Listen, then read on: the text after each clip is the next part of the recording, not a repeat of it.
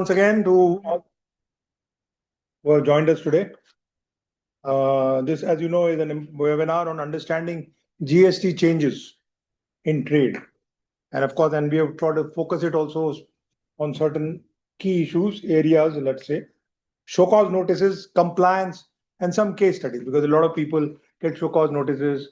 There are a lot of concerns about how to handle this GST machinery, which issuing notices very often. So this is an important session in that sense, not so much theoretical, but it will try to give you some sense of what is behind all the action that you might sometimes be receiving end of the department. So this is to help exporters and industry stakeholders to understand the recent developments, as I said, on GST and their implications on trade and exports, particularly in the textile sector, because we represent the textile sector here. Today's session will cover important practical issues such as refund of accumulated input tax credit under the inverted duty structure. This is an important question and is applicable and relevant for the textile sector. Procedural challenges in export refunds, compliance measures relating to fake invoicing and all that. These are another area which is of concern to the government. They're very worried about that, and that leads to sometimes tightening the rules on their part. And the recent GST developments, which of course all of us remember for rationalizing the rates. But there are many other things which have happened on the GST as they have reformed it recently. So today we have a very eminent expert in the field of indirect taxation, Mr. Vishal Podar from Ashwa Legal, who is the faculty for this session. And I must say, Mr. Vishal Podar is very well known and highly respected in the textile fraternity. In fact, he is regularly advising many associations, many big companies on matters relating to GST.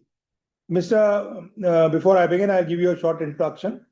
Mr. Vishal is the chief advisor of Ashwa Legal LLP and brings with him more than 2 decades of extensive experience in taxation, litigation, management, GST advisory, customs, excise, service tax, and export related matters. He has worked closely with several state government departments as a tax advisor, trainer, and consultant, and is also empaneled as a technical resource by the Institute of Chartered Accountants of India. He is a well-recognized speaker across various professional and industry forums, as I said, and has handled numerous GST and indirect tax litigation matters before different authorities and tribunals. He also played an important role in trading professionals, corporates, and GST officials, and has authored several books and technical publications on GST and taxation. We are confident that his practical insights and rich professional experience will greatly benefit all the participants today, and all of us will learn something, on the GST as a matter which is almost affecting us on a daily basis. Mr. Vishal, we sincerely thank you, sir, for accepting our invitation. I'm really grateful to you and sparing your valuable time. I know you're a busy man because you have so many, institutions with which you're associated, and that you took time out and are willing to address our members and our the participants. And we really look forward to an insightful and interactive session. Of course, I know that with Vishalji around, the session will be very interesting and absorbing because he has deep insights into the GST law. With these words, I once again welcome all the participants and now request Vishal Podarji to take over the session. Only thing, as I said again, that we will take questions after he finishes his presentation. I'll be grateful if you could raise your hands or put in the chat box. We will try to answer all queries. And Mr. Vishal Podar is here and he will help us navigate all the issues that you may have. If you have a lot of questions or too many questions which can't be held in a session, please feel free to write to us and we'll take it up with him and we will try to offer solutions to that. So with these words, the floor is yours, Mr. Vishal. Thank you. Thank you very much, ED sir. Thank you. Thank you, TEXPROCIL, for this excellent opportunity. And I welcome all my members from TEXPROCIL for this very insightful webinar. So, as has been informed on what are the changes GST law, and not only going through the changes as such, I'll try to bring out what are the challenges that we as textile industries, we as exporters are facing relating to those changes. I'm not going to take up the rate changes because I'm sure that now everybody is well versed with, and that is now more than 6 months the changes have come through. My approach or my objective is to bring out what are the legal challenges, what are the challenges that the department is raising with respect to specifically only our textile members and exporters. And so I'll be only selecting those, you can say, amendments, and I have selected those issues which I have been handling with respect to our textile and with respect to the exporter groups. So with this, let me just take you through. Sir, hope my voice, my presentation is very clear. Yeah, we can hear you. Please go ahead. I hope others can as And presentation is Yeah, also we can visible, see right, that. sir? Thank you. Sure. Perfect, Anybody sir. has an issue with One the second. presentation? Everything okay? So let's start. Perfect, sir. Thank you. So members, I'll be taking you through this whole presentation, and as sir has already mentioned, you may keep noting your queries pointers so that towards the end we can have a brain trust type of a session where we can have open discussion, a Q&A to all your queries. And definitely it would be my endeavor to ensure that all your queries are resolved. Yes, if there are some very case specific queries, then I will request that you put it by mail, because answering them here without knowing the facts may not be correct and it may not be in the benefit of the group. So as you can see on the screen, the slide graphics which I have tried to put over here is, you can see the date 1st July, which was the date of launch of GST. And then towards your right hand corner, you can still see that round circle which is loading. And I'm sure those who are actually handling GST and especially the GST portal are now well versed with this particular round circle, because that is how we always face whenever we are doing anything in GST on the portal. But this also has a specific meaning over here. If you see specifically the past 2 years changes, you will find that what was originally designed of GST and what we are handling today has gone through a 180-degree change. And now I'm saying it is still loading, because whatever insights I'm having or whatever discussions I'm having at various forums with different officials, I'm getting to know that GST law is still going through churning, and there would be many more provisions that would be corrected, that would be updated, that would be amended, and we would see in next more 2 to 3 years a whole different form of GST. Though the theme, the ideology will remain same, but considering all the practical challenges, all the legal challenges, the law is going through churning. They are trying to remove whatever issues we are highlighting to them, and they are trying to find a solution. So I would like to start. I have divided my whole presentation into 3 parts. In the first part, I'll be taking you through some important amendments, but these amendments, as I said, would not be rate amendments. And secondly, these amendments are the one which are having some litigative challenges, litigative issues. Sir, just allow me a minute, please.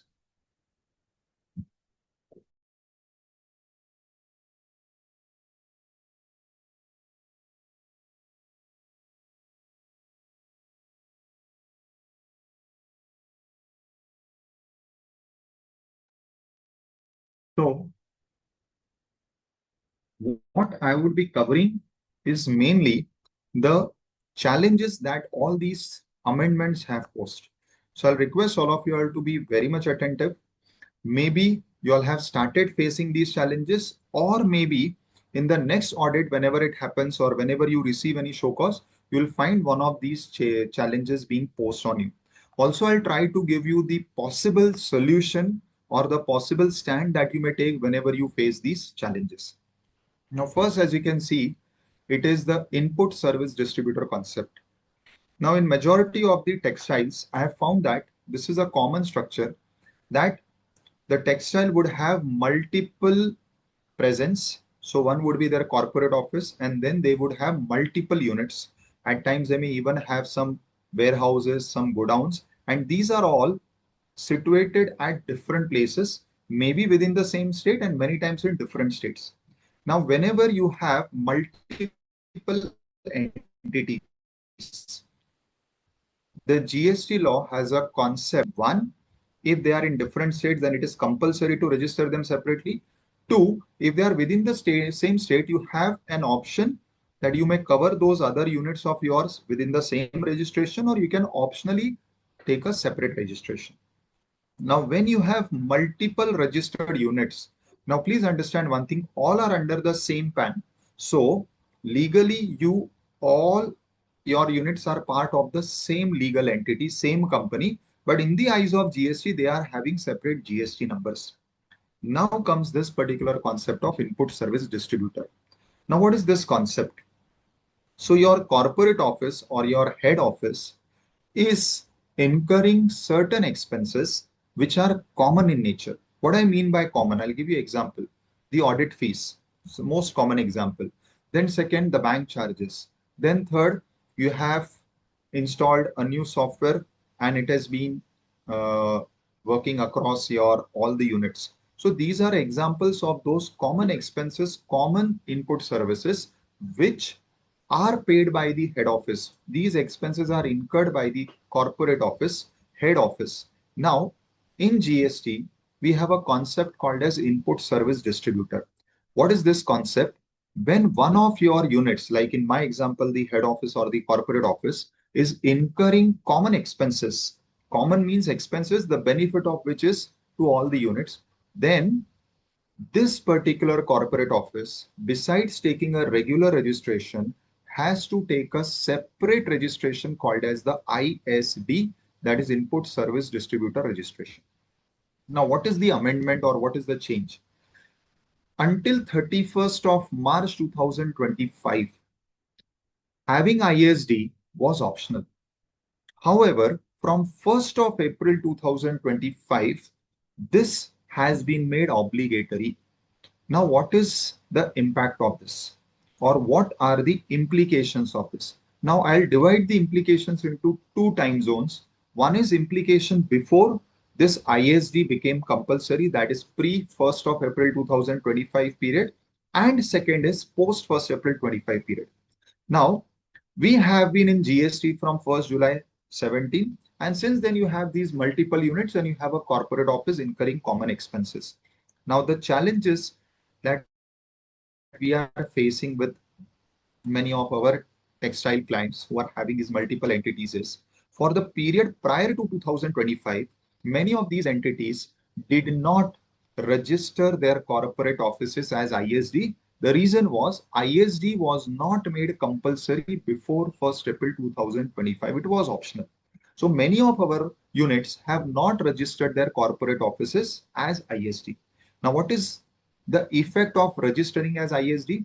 When you register your corporate office or your head office as ISD, then whatever common expenses this corporate office is incurring, the head office, the corporate office has to distribute the input tax credit of these common expenses to all its units. So whenever your head office is incurring common expenses, this ISD provision requires that you divide these expenses, or not the expenses, means the input tax rate of these expenses to all the units who are benefiting from that particular expense. Now, what are the challenges? The challenges that we are facing is that for the period prior to 1st April 25, when the law did not make this concept compulsory, still you are receiving notices. Still during your audit, this point is raised that you should have distributed this credit. And if you have not distributed this credit, now they are asking you to reverse the credit and it is to be done maybe with interest or penalty. Now, for these things, I will request you all to go through this circular number 199 bar 11 bar 2023. I'll just open the relevant part of this circular for your reference.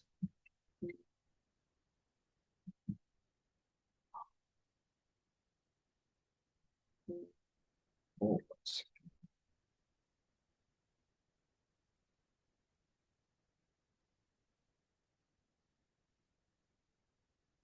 there is some reason why this is not getting open. Okay. Now, what is this circular saying? Dear members, kindly mark this circular. This circular is very important with respect to ISD. what this circular says, the circular says that for the period prior to 1st April 25, when ISD was not made obligatory by the law, you are under no compulsion to divide the common expenses credit to all your units. So this circular is your big defense if you are being compelled by the department asking you that why you have not reversed, now you pay interest penalty. So this circular will be your defense, because this circular has categorically stated in its question 1. The circular has given answer in the form of question answers. So you have to refer question 1. In question 1, the circular has specifically stated that ISD provision is not obligatory, it's common credit among the other units. Now, what will be the position for period post 1st April 25? My first suggestion, a compliance point, you should compulsorily take registration of your head offices or those units which are having common expenses. Which registration? The ISD registration. And then you have to do the compliance every month. What is the compliance? You have to distribute the input tax credit of the common expenses to the various entities. Now, what are the challenges that we are facing here? So those who have taken ISD registration, maybe either prior or now after it became compulsory, the challenges that we are facing is, first challenge is, now please understand this, the same head office has two registrations. One is a regular registration, one is the ISD registration. The challenge which we are getting is, sir, we have taken the bill from our supplier, but wrongly in the regular registration, not in the ISD registration. So the invoice is wrongly booked in another entity. Now, if you are booking the invoice in another entity which is not registered as ISD, then you cannot follow the ISD mechanism of distributing the credit from that other entity. What is the solution? The solution is you raise an invoice from that entity to your ISD entity. This invoice is for the purpose of transferring this expense and the ITC to your ISD. So the practical solution for this problem is that if you have wrongly raised an invoice, that is, you have given a wrong GST number to your supplier and they have raised invoice in the name of some other entity, not the ISD, then the practical solution is you ask the other entity to raise invoice in the name of ISD. So obviously that entity is also your entity. So you have to raise that invoice, transferring that expense and the input tax rate to ISD so that from there it can be distributed. Second very big problem which we are now facing from the department is challenging two things. One is the calculation. Now, what calculation they are challenging? They are saying that first prove that these expenses which you are booking under ISD are common. Second is how you will identify that these expenses pertain to which unit or it is benefiting which unit. Now, these are practical challenges, how to handle them.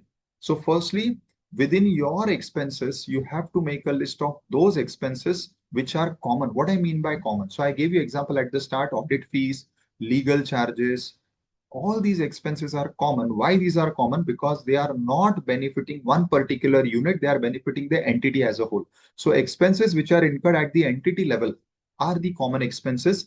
This is how you have to identify them. Now, there is a possibility that there are some common expenses which are at the entity level, that is benefiting the entire entity, and some common expenses may be pertaining to one or two units. For example, you incur cost audit expenses. Now, cost audit is applicable unit wise and it may not be applicable to all the units. So cost audit provisions under the Companies Act may not cover each and every unit.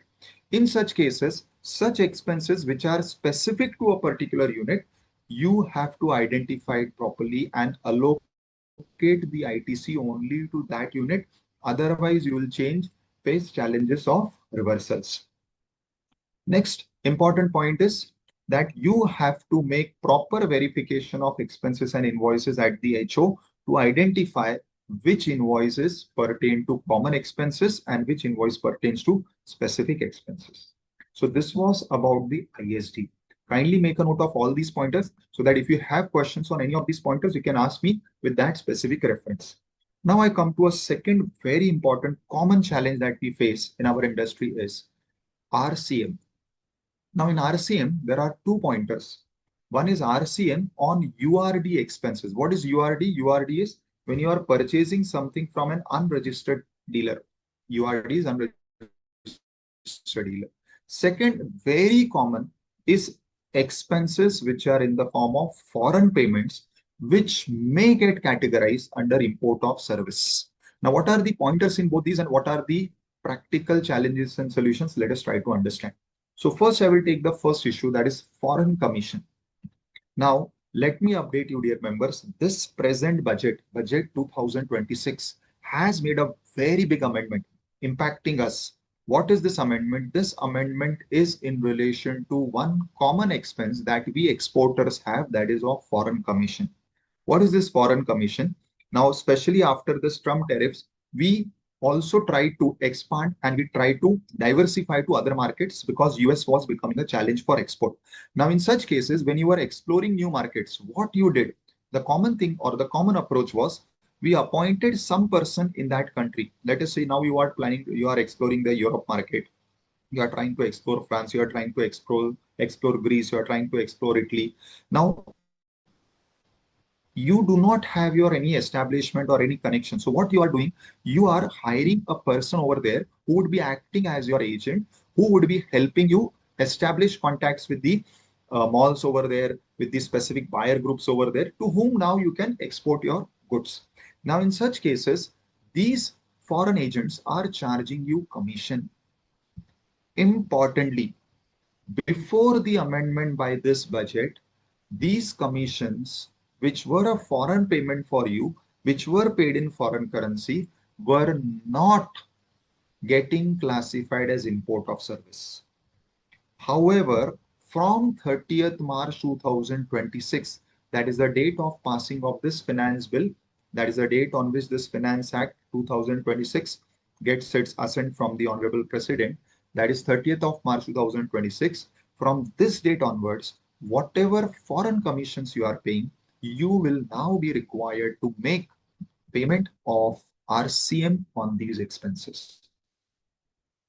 Now, here I would like to identify 2 points. Period prior to 30th March 26, that is before this Finance Act became a law, this particular foreign expense, this particular foreign commission was not leviable to GST. However, we have been facing right from the first year of GST in the audits that whenever you have made payment of foreign commission to outside agents, the department has asked you to pay amount under RCM, which in many cases we have not paid, which is correct. But the general approach or the general psychology of the department I have seen is that whenever they find any foreign payment, they immediately classify it as import of service. But let me tell you, dear members, you can fight out all these cases. In all these cases, up to 31st of March 26, you are not required to pay GST under RCM. This particular expense has come under RCM because of this specific amendment. So this you may note, this amendment will help you even to defend your prior cases where you were levied with the responsibility or liability to pay tax under RCM with interest penalty because you had not done that earlier. You can very well defend them saying that only after this amendment, now this has come under RCM. Prior to this, it was not under RCM. Second, very important critical amendment. Now, this amendment has a link with your RCM on your URD expenses. Now, what are these URD expenses? So, you have a RCM list where you need to pay RCM on certain expenses. That is, you have to pay GST and RCM on certain expenses. Common are legal fees, common are director. Many times, many of these suppliers, like your director, your legal counsel, they are not registered under GST because they are not required to register under GST. So, in the eyes of GST, they become your URD supplier. Now, in this particular case, all these URD suppliers, you are required to make payment of GST on their expenses under RCM. So on your director's remuneration, on your GTA expenses, on your lawyer bill, you are required to make payment of GST under RCM. Now here, what is the practical challenge? Right from the first year of GST, even till today, that is after 9 years of GST, a common mistake which is identified, and especially during GST audits, is that you have missed to pay GST under RCM on one of these expenses. And now they are identifying this during audit. Now you also realize that yes, I made a mistake of not paying GST. Now you are ready to pay GST under RCM. That is not a challenge. The challenge is the department is disallowing you the credit of that, saying that since this expense pertains to, let us say, 21, 22, and now you are paying that GST under 26, 27, you have to pay it under RCM in this year, but I will not allow you credit. Now, this particular challenge where you have paid RCM on your URD expenses late. Late means now when it was identified in some audit, whether you will get ITC. Let me tell you, section 16(4), which pertains to the time limit of availing ITC, is linked with the expense invoice, not the year of expense. Means what? If your invoice is of the current year, if you have raised the invoice in the current year, then you will get ITC of that particular RCM invoice. Now you'll say, sir, how the invoice will be of current year if my expenses of 21, 22? So here I would like to bring to your notice, dear members, an important provision under GST law, which is called as self-invoice. What is self-invoice? Whenever you are making payment of any expense to a URD, that is to an unregistered dealer, you are supposed to raise invoice of that expense by yourself on yourself. Because that person is URD, that person is not going to raise any invoice. So you will be raising invoice by yourself. This is what is called as self-invoice under GST. Now for this self-invoice, you can see on my screen on the right hand side, I have pointed out an important circular, circular number 211. Please note this circular. This circular specifically says that even if you are making RCM payment late, so as I'm giving you example, the RCM is of 21, 22. The expenses of 21, 22 identified now by the department. So you are ready to pay the RCM. You have to raise self-invoice now. And since you are raising the self-invoice now, you can get the credit of this particular RCM. This is the first position. Now this position has an amendment. Amendment means now you can see on the left hand side, the last point on my screen on the left hand side, Rule 47A is inserted very recently on 1st November 24. What does this Rule 47A says? It says that you should raise this self-invoice within 30 days of receiving the service. Now coming back to my example, your expenses of 21, 22, that you got to know now that, okay, I missed to pay RCM. Now the department is asking you to pay RCM. You have to pay RCM. There is no doubt in that. Question is, can you raise the self-invoice now? Especially after this amendment, which says that self-invoice should have been raised within 30 days. Dear members, keep this in mind. Where the law says that you should do it in 30 days, and if you have not done, that does not mean that you cannot do it. It simply says that I am giving you a timeline for doing something. If you do it late, I will incur some penal charges for making it late, but that is not completely bad. What I'm trying to tell you is, because this point I have found in 50% or more of my clients having this common problem that they miss payment of RC. And this gets highlighted after 2 or 3 or 4 years. And at that time, they are ready to pay RCM, but they have a very big question, will I get ITC? Let me tell you, dear members, you will get ITC. And despite of this amendment, a recent amendment of November 24, still, even though they have given timeline of raising invoice in 30 days, you can still raise it now, which will be late. But doing it late will only have the nominal penal expenses, but you still can raise the self-invoice. And if you are raising the self-invoice in this year, you can avail the credit also. Again, I have given you the specific reference. Para 2.7 of this circular has made a specific reference of this point, which says that even if the invoice is raised late, only there will be some penal consequences. There will be interest because you're doing it late, but ITC is allowed. This is categorically written in para 2.7 of circular number 211. Kindly make a note of this. This is a very big point of defense whenever you are handling your RCM related challenges. Now coming to a very big dispute.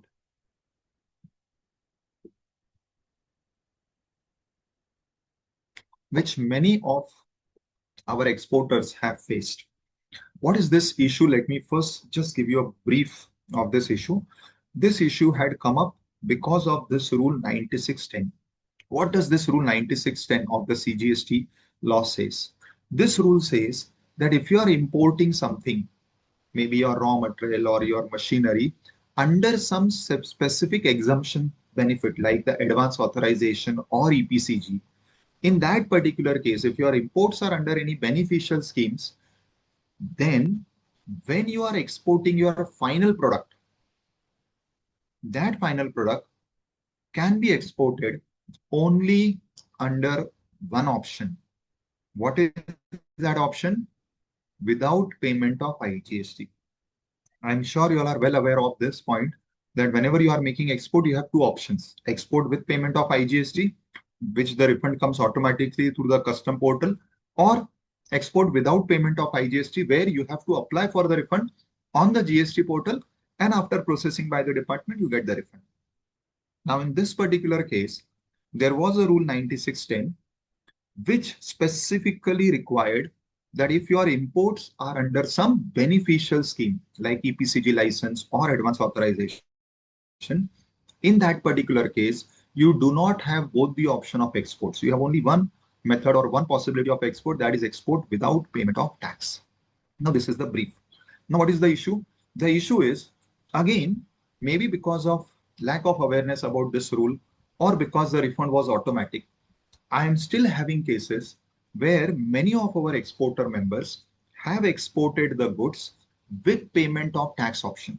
So they imported under advance authorization or EPCG, but they exported the final product under the option of with payment, which is actually barred by 9610. Now they exported with payment and they got the refund also automatic from the IceGate portal. After getting the refund after 2 or 3 years, when the department started a drive, they started identifying all such exporter. They sent bulk notices to everyone, and whoever had got the refund, the department has come up to them asking them to return back the refund, that also with interest and penalty. Now, when this issue was escalated by our TEXPROCIL and similar other associations, the government found merit in that and they removed this particular rule from the law. So now this rule has been omitted from the law from 8th of October 24. Now, interestingly, what is the position? Whatever exports you are doing after 8th October 24, now this rule is not restricting you. So you can do export under both the options, with payment, without payment. I'm having no challenge with that. The point is, what will happen to the past cases?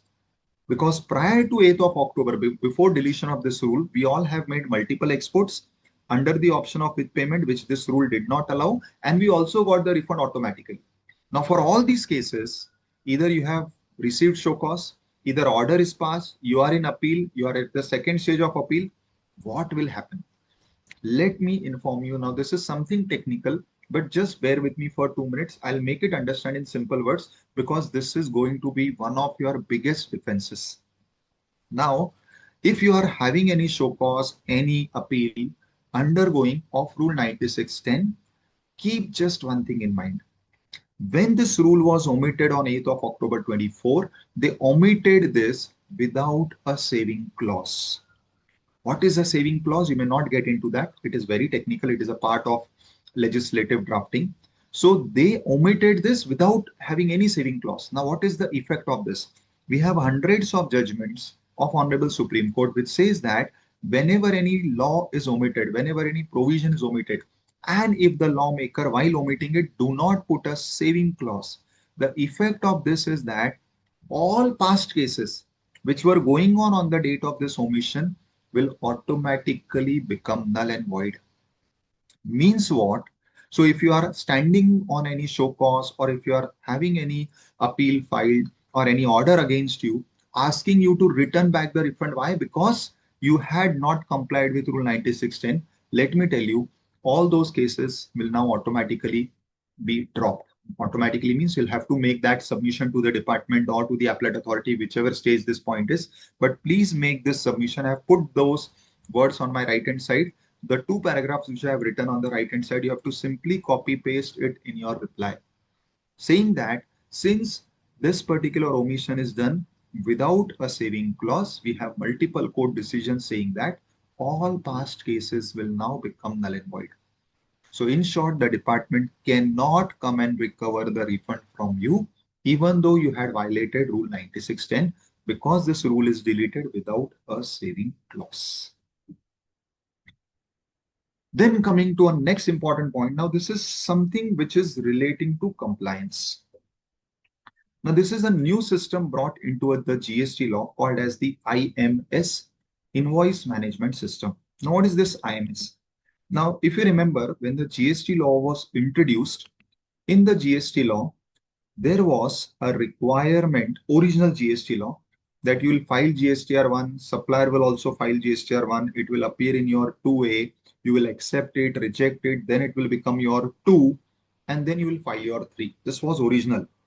However, this 2 and 3 did not work. So they changed it to a new system, which was GSTR 1 and 3B.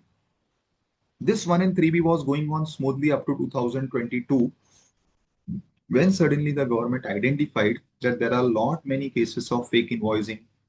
There are a lot many cases of bogus billing. There are a lot many cases where the supplier is making a default and still the recipient is taking credit. So to overcome that, they wanted to reintroduce this GSTR 123.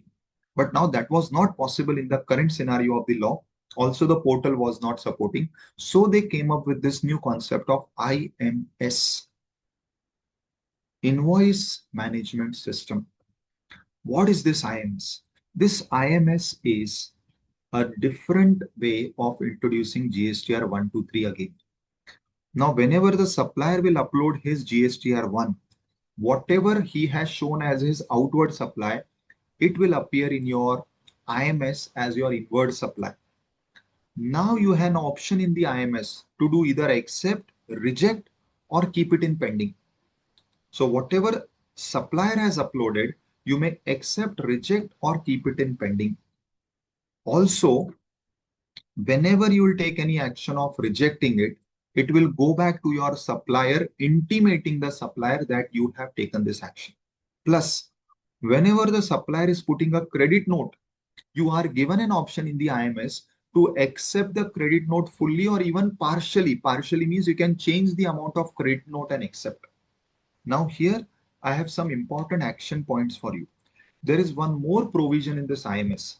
If you do not take any action in the IMS of accept, reject, or pending, the portal assumes that you have accepted it. So it will be deemed to be accepted by the portal. I will request all my members to kindly take out time and do the IMS accept, reject, pending immediately in the same month. Because if you do not take any action, the portal will make it deemed acceptance. And once it is deemed accepted, and tomorrow if there is any mistake is found in that, it will be completely your responsibility. You will now not be allowed by the department and the portal to go back. So wherever you are 100% sure this invoice is correct, this credit note is correct, this debit note is correct, accept it. Wherever you feel it is wrong, reject it. Wherever you feel that I need to make more investigation into it, put it in pending. And after taking this action, then press the tab called as regenerate GSTR 2B. Now see, whatever supplier has uploaded, it has already come in your 2B. But now after this IMS, when you are taking any action in IMS, it is now asking you whether you want to regenerate your 2B. What is this regenerating 2B? This 2B is regenerated on the basis of whatever accept, reject, pending you have done in your IMS. That effect will get now reflected in your 2B. So now your 2B will be the 2B after action of IMS. And this is a very important procedural point. I will request everyone to kindly start doing the IMS accept, reject, pending every month on month within the specified time. Now coming to an important beneficial amendment. Now we all textile industries, despite of this GST 2.0 amendment last year in September, still we are facing the challenge of inverted duty structure. Still, many of our cases are in inverted duty structure. Why? Because our output it has 5 and some of our inputs, maybe the packing materials, maybe the dyes, inks, etc., the spare parts of machineries, these are still under the 18%. Plus many of our inputs are also under 18%. Now, because of this, we are having this IDS situation. Now, interestingly, if you know that under GST, the provision for refund is like this, that whenever you have to apply or whenever you want the refund, you'll make an application on the portal in RFD01. And after you make an application, the application will be assessed and decided or rejected by the officer. Now, many times the officer used to sit on your application for a big period of time. And that was leading to blockage of your working capital because you are not getting refund within the stipulated time. It used to take 3 to 4 to 6 months also at times. Now, they have brought in a very good amendment. This was first brought in by way of instruction last year when the GST 2.0 amendments kicked in. They brought in this instruction and now it has been formally incorporated into the act by way of this budget 2026. What is this instruction? That now even the refund of IDS has to be allowed compulsorily within 7 days. So now the officer has to take action within 7 days. Only where the officer feels that your application is completely wrong, only then the officer will reject it. If the officer has not taken any action, the law says 90% of refund you will get immediately within 7 days. Now, according to me, once this particular provision gets effective and this particular functionality kicks in, it will be a big relief to all of us, especially because we are sitting on huge piled up ITC balances. So at least our inverted duty structure refunds will start getting processed immediately.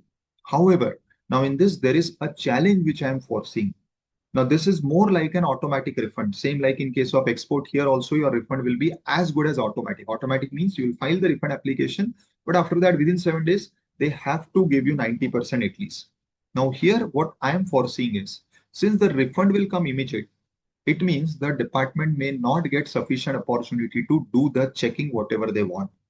But then this will lead to increase in cases of refund assessment during audits and 73, 74. Now, the worst part which I'm expecting is, since you have already got the refund, now whenever they will be taking action, they will purposefully invoke 74A bracket 9, which deals with fraud cases, which will unnecessarily lead to attraction of penalty provisions. So this is only a challenge. So my request is that whenever you are applying for refund, kindly ensure that your refund application is complete and the calculations are correct and you have not taken any wrong ITC invoice in the calculation. Because after this particular benefit was announced, I heard many of the members whom I am dealing with saying, ki, sir, now it will be great. Now we will get refund immediately. And then I felt in their tone that there was some complacency because they were also saying, ki, sir, now we can add many invoices in that, maybe those invoices which otherwise are not allowed. I said, please don't do it, because even though right now the refund may come immediately, but whenever in future they will come up with their assessments or their audits, at that time you will be given notice under 74A9, which is for fraud cases, because they will treat it as an intentional wrong refund taken by you. And this will attract penalty whenever this action will be invoked. So my humble request is, whenever you are making refund application, kindly ensure that you have only included the eligible refund ITC and you have not taken any blocked or ineligible ITC. Another welcome amendment is, again, there was a restriction in our refund provisions that if the refund amount is below 1,000, this was mainly in relation to exports, then the refund would not be allowed. In short, they had made the provision that only where the refund amount exceeds 1,000, you'll be allowed. Now, many times we have seen that we we export small items through couriers. Many times you are sending small sample pieces or small items which may not be having a tax exposure of more than 1,000. But you have multiple of these items, especially now because of this e-commerce, this has increased. You are sending 4 and 5 pieces of garments where one particular invoice may not have GST component exceeding 1,000 rupees. Now, in such cases, you are losing the refund. Now, this provision has been amended to remove this restriction. So, again, by this Finance Act 2026, they have removed this requirement. So now even a small refund value of 100 or 50 or 200 will also be eligible. So this, according to me, is a very welcome relief for our exporters, especially from the textile sector, because many times nowadays when we are exporting things and it is going through e-commerce, that is online, many times we are having small invoices. So our GST component is not exceeding 1,000. So now we'll be still getting the refund of that GST component. Now this is again a very important amendment. What is this amendment? Let me again give you a brief, because this is something which is very common. We call it as post supply discount. What is this post supply discount? So let us say I'm selling you a particular garment for rupees 10,000. Now I am selling to you, I am the manufacturer, you are my distributor or wholesaler, and these garments would be sold by you in future. Now, many times, as you know, in future, there are changes in market conditions. Like last year, we had the Trump tariffs. Last year, we had lot many geopolitical issues, even they are going on currently, because of which the market forces puts pressure on us to revise our prices. Now, I have already sold the garment to you for rupees 10,000. You were supposed to sell it for rupees 12,000 and further. But now the market forces require you to reduce the price. Now you have piled up stock of this item. So you put a call to me, and I also understand the market forces because I also have to sell my stock items in future to you. So what I say, don't worry, you reduce the price. I will pass on that price reduction to you in the form of a credit note. Now this is a post supply discount. What is a post supply discount? I have sold you material at some price, in my example, 10,000 rupees. And in future, after 2 months, 3 months, 6 months, whenever any such specific situation arises, I feel like reducing my price, and I reduce that price by passing on discount to you, which is a post supply discount. Further, many times in our textile sectors, in our wholesaling level, we find that there is also a turnover discount where a particular person exceeds a particular limit of turnover. As per our understanding with that person, we give them some extra discount than what was originally committed.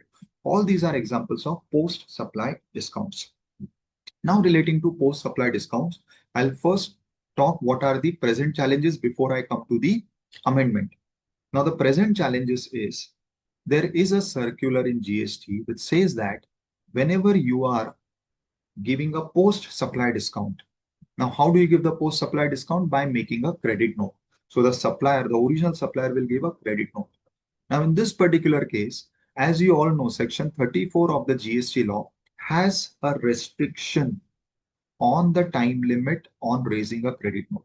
Now, let us say because of this restriction and because the time limit for raising credit note is gone, you cannot raise a GST credit note. Now, this was creating a practical challenge. To overcome this challenge, the circular provided a relief saying that you can raise a financial credit note. Now, what is a financial credit note? A financial credit note is a credit note in which I have not added GST. So let us say on this 10,000 item, I want to pass on a discount of 1,500. I am raising a credit note of 1,500 without adding GST. This is what is a financial credit note. Otherwise, how I'll raise the credit note? 1,500 discount plus the relevant GST on it total. However, in this particular case, in case I have exceeded the time limit of giving a credit note, or for some reason I do not want to raise a GST credit note, the law permits me to raise a financial credit note. Now, once this circular came, and it is an old circular of 2019, I found that commonly the industry favored this particular position, that instead of giving a GST credit note, because it comes with a lot of conditions and restrictions, they preferred giving a financial credit note. Now, this brought in a new challenge. Now, what is that challenge? When I give you a financial credit note, many times this credit note is given to you in the next year, maybe in the next Diwali season, because by that time our previous year accounts are settled. We come to know what is your final turnover, whether you are eligible for the turnover discount or not, etc. So I give it to you somewhere in the next year after the close of the financial year, and many times it is given close to October, September, that is near to Diwali. Now, by that time, your books of previous year have also closed. So what you are doing is you are reporting my financial credit note as a new line item in your trading P&L account. So you are showing this as a miscellaneous income as some type of incentive in your P&L. Now, when people started following this, firstly, the manufacturers, they gave financial credit note, and the wholesalers, retailers, they started showing it as a separate line item in their P&L. A new litigation started whereby the department said that this new line item in your P&L credit side is a new supply on which you have to pay GST. First challenge. Second challenge, in certain areas, specifically in the southern part, I found the department asking this particular wholesaler or retailer who has received this credit note to reverse the ITC. Even though this was a financial credit note, still the department wanted them to reverse the ITC. Now, these were the challenges with which we were handling the litigation in past 4 to 5 years. Then came a new circular last year. This circular brought in the relief, saying that this circular 251 brought in the relief. It said that there is no need for the recipient, in my example, the wholesaler or retailer, to treat this credit note or this discount as a new supply.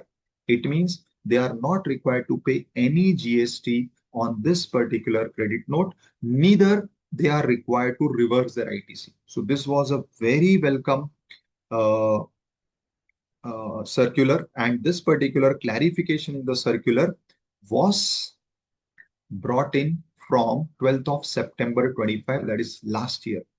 Now, what is the problem with this is, again, department is interpreting it in a manner which is in their favor. They are saying that the benefit given in this circular should apply prospectively, not to past cases. Let me tell you, dear members, this circular is more like a clarification.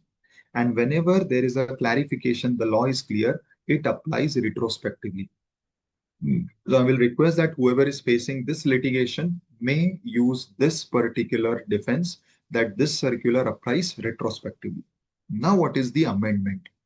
Now, this budget 2026 brought in an amendment, again, which is a welcome amendment. Now, just let us understand the background of this amendment. So, there is one of the conditions in this discount provision. So, discount provisions are covered in section 15, subsection 3, clause B of the CGST Act. What does this discount provision says? That if I want to give you a post supply discount, that is a discount in future, I can give you the discount only if we have a pre-agreement for that discount. It means I should have agreed with you originally at the time of original supply that in future I will give you a post supply discount. Now, please understand, I just gave you a practical scenario that last year, after Trump's tariff, plus after so much turmoil in the geopolitics, we face challenges domestically also, whereby we extended some extra discounts which we had never planned of, which we had never thought of originally. Now we face this challenge that many times, and especially see in textiles, textile is such a segment where you, besides all these geopolitical issues, you have issue of fashions, you have issue of changing trends. So many times you sit on huge piled up stock, you or your distributor. So just to relieve them, you have to take a call of giving them some additional discount, which was not originally planned or thought of. Now, this particular 15(3)(b) condition was restricting us because it said that you cannot give a post-supply discount if it was not originally decided or agreed between you and your buyer. Now, the welcome changes. Again, this budget 2026 has removed this condition of pre-agreement. However, this particular amendment is yet to be made effective. So as on date, this amendment is not applicable. So we are still having the original condition applicable as on date. But whenever this particular budget amendment will be notified from that particular date, we will be in a position to get this benefit that post-supply discounts we can give even if there is no pre-agreement. So dear members, These are some of the pointers relating to amendments. Now we'll do one thing before I go to second section, because in second section I'll be covering some important litigation issues. Let us break it in this fashion. Let me take few of your queries relating to any of the amendment points, and then maybe we can proceed with the second session. Yes. Yeah, thank you, Vishalji. I think very comprehensive and detailed and very practical lessons. I think that's a good idea. We've covered one section so far. So queries, questions on that for 5-10 minutes, kindly. 1 minute. Yeah, can you hear me? Yeah. Queries, question, देखो chat box पूछे. Anybody coming in now for the presentation so far? Because let us have it a little interactive. Sir, allow me a minute.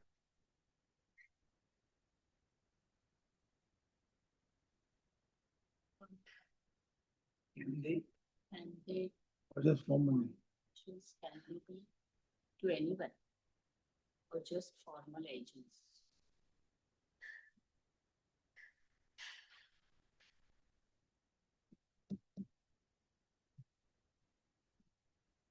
Foreign commissions. Can they be to anyone? Unlawful things. Good idea. Okay. Vishalji is just coming.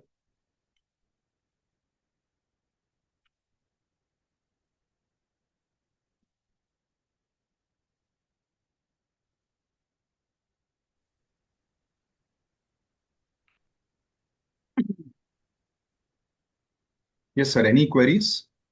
Yeah, there's one on foreign commission. Can they be in the chat box? Yeah. Department employees ask for unlawful commission. Sir. How do you answer that? No, but first, actually, the first part is saying foreign commission.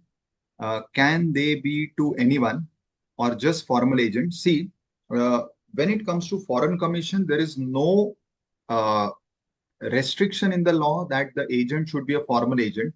So even if someone is a one-time agent, a casual agent, still it will be a foreign commission. And still what we discussed that up to 30th of March 26, there is no GST applicable on that under RCM for foreign commissions. But from 30th March 26 onwards, for foreign commissions, be it a formal agent or be it one-time agent, it will be applicable. For the second question, I'm sorry, it is a tricky question to answer because anyways, it is not a question. Not a question. No, that's okay, as long as you answered about the foreign commission. Yeah. What is the time limit for issuance of credit note under post discount? Sir, the time limit for issuance of any credit note, not only post supply, as per section 34 is, let us say we are talking about this financial year 25-26. For this financial year, if you have to raise a credit note, it can be raised maximum by next year's 30th of November 26. So you can raise the credit note and report it in your returns maximum by next year's, that is 30th November 2027. That is for the credit note pertaining to any supply related to this financial year 26-27. Okay. Is the provision of 90% provisional refund. Because they don't seem to be giving it at all. Yeah, the reason is, sir, as I said, this amendment has come up recently and it has been brought in this budget, and the amendment provision is yet to be notified.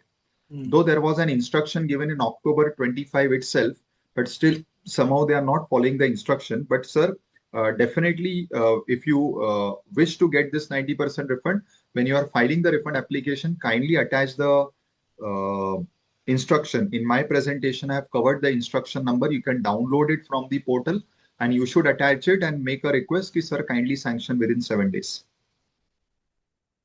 Yes, sir. That is what is a practical challenge, that for 4 to 5 months also they are not replying. But now, sir, that is why this particular amendment has been brought in. And I'm very sure maybe next 2 to 3 months, once this budget becomes notified and effective, we will see this in place. the department not even issue on it? Yeah. Foreign bank charges. One question on foreign bank charges, deducted by foreign bank. Yeah. Can RCM to be payable? This is one issue which has come up. Yeah. Where foreign bank, would you like to explain, Prakashji? Because the people are receiving notices. Prakashji, please unmute yourself and then talk. Prakashji, what is being said is that, if, foreign bank charges are payable. So what is happening on that foreign bank, Indian bank and the foreign bank where the payment is being, from whom payment is being received. So that bank charges which is deducted, on that also you have to pay GST.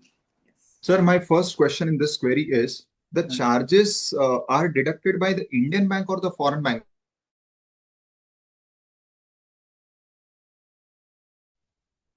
Hello? Sir, I was saying, my query is, sir, is this charges being deducted by the foreign bank or by my Indian bank? As far as I understand, the charges are deducted by my Indian bank. And they may be saying that what I'm understanding is that these are the foreign bank charges, but they are deducted by my Indian bank, sir. Because I have no connection with any foreign bank, I never receive the payment from foreign bank. I receive it generally from my Indian bank. So I just need some clarity on this point.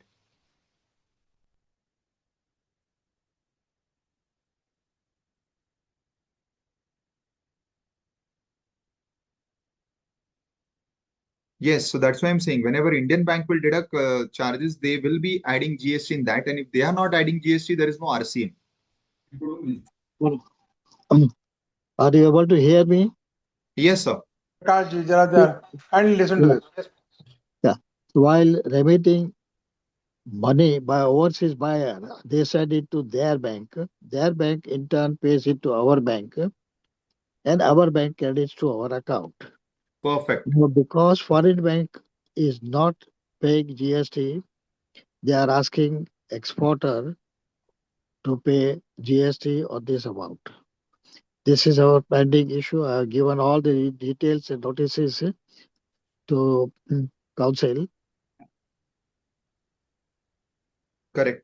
So, sir, what I understand, as I was saying, the foreign bank is having the transaction with your Indian counterpart bank, and the Correct. Indian counterpart bank is having transaction with you. Correct, sir?